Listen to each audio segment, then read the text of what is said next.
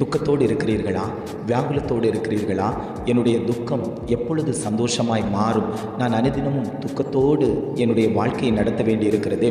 என்னுடைய துக்கத்தில் பங்கெடுத்துக் கொள்வதற்கு கூட ஒருவரும் இல்லாத நிலையில் தள்ளப்பட்டிருக்கிறேனே.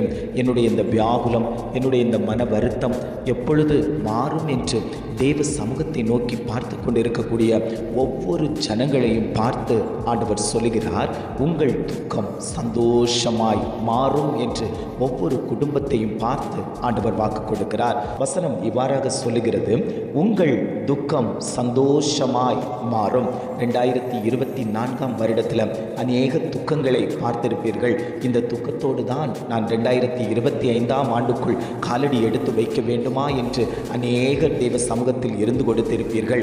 ஆண்டவர் சொல்லுகிறார், உன்னுடைய துக்கத்தை எல்லாம் நான் மாற்றி தருவேன், உன்னுடைய வியாகுலத்தை நான் மாற்றி தருவேன். உன் குடும்பத்தில் நடக்கக்கூடிய பிரச்சனைகளை, பாடுகளை, பிள்ளைகளுடைய காரியத்தை பார்த்து துக்கப்பட்டு கொண்டிருக்கிறாய் அல்லவோ, இதை எல்லாவற்றையும் நான் மாற்றி உன் குடும்பத்தில் நன்மைகளை தருந்து உன் குடும்பத்தை நான் சந்தோஷமாய் வழிநடத்தப் போகிறேன் என்று ஆவியானவர் திட்டமும் தீர்மானமுமாய் இந்த காலை பொழுதில் ஒவ்வொரு குடும்பங்களையும் பார்த்து அவர் பேசிக் கொண்டிருக்கிறார்.